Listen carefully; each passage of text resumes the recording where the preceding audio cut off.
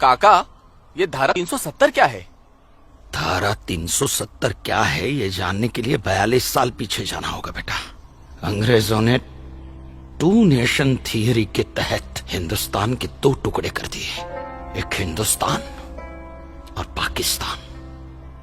पाकिस्तान की बहुत इच्छा थी कि जम्मू कश्मीर का विलीनीकरण पाकिस्तान में हो जाए, और राजा हरि सिंह चाहते थे कि कश्मीर एक स्वतंत्र देश रहे। वो न हिंदुस्तान में विलीन होना चाहते थे न पाकिस्तान में, और तब पाकिस्तान ने खूनी खेल खेला। अक्टूबर 1947 में पठानी कबायलियों को जम्मू कश्मीर के खिलाफ उकसाया, कश्मीरी पंडितों का कत्लेआम करवाया।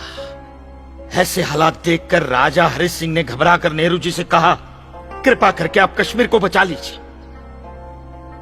मैं ऐसे हालात में चाहता हूं कि कश्मीर का विलीनीकरण भारत में ही हो जाए, सेना भेजिए। लेकिन जब तक भारतीय सेना कश्मीर पहुंची बहुत देर हो चुकी थी।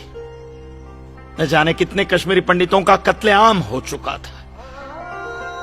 कश्मीर का 1/3 हिस्सा पठानी कबायलियों ने अपने कब्जे में कर लिया था।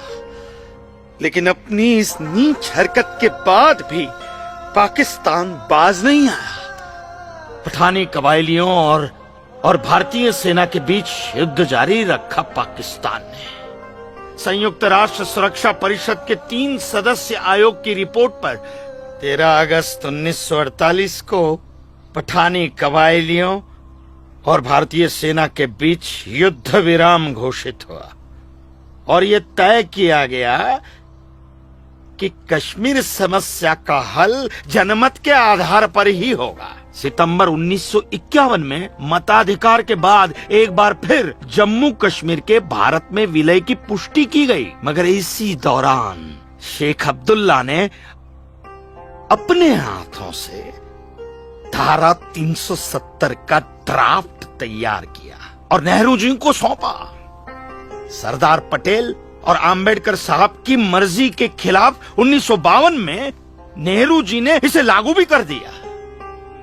इसी धारा 370 की वजह से नेहरू जी ने कश्मीर को एक ऐसा विशेष दर्जा दे दिया जिसमें जम्मू कश्मीर राज्य ने हिंदुस्तान से अपना एक अलग संविधान स्थापित कर लिया। इसी धारा 370 की वजह से हमारे हिंदुस्तान का राष्ट्र ध्वज अलग है और कश्मीर का भी ध्वज अलग। इसी धारा 370 की वजह से कश्मीर की कोई भी महिला यदि भारत के किसी भी अन्य राज्य के नागरिक के साथ शादी करती है तो उस महिला की नागरिकता समाप्त हो जाती है। लेकिन यदि वो महिला अगर किसी पाकिस्तानी नागरिक के साथ शादी करती है तो पाकिस्तानी नागरिक कश्मीर का नागरिक हो जाता है, हिंदुस्तान का नागरिक हो जाता है। इसी धारा 370 की वजह से भारत के किसी भी अन्य राज्य का नागरिक जम्मू कश्मीर में जमीन खरीद नहीं सकता, व्यापार नहीं कर सकता। लेकिन जम्मू कश्मीर का नागरिक भारत के किसी भी अन्य राज्य में जाकर अपना व्यापार कर सकता है, जमीन खरीद सकता है, कुछ भी कर सकता है। अरे ये बिग लैंड एबोल्यूशन है, क्या है पता है? यदि जम्मू कश्मीर का कोई भी मुसलमान जमीन ठेके पर लेकर खेती करता है तो कश्मीर की सरकार उस हिंदू को बिना मुआवजा दिए वो जमीन जबरन उस मुसलमान को दे सकती है। ये है बिग लैंड एबोल्यूशन एक्ट, ये है धारा 370-35 से, और इसी का नतीजा है ये गिरधारी जी का फैसला। और सिर्फ यही नहीं, ये जो सरकार की ऋण निरस्तीकरण योजना है ना, इसके अंतर्गत उन सारे मुसलमानों का कर्जा माफ कर दिया जाएगा जो उन्होंने हिंदुओं से लिया। बताइए।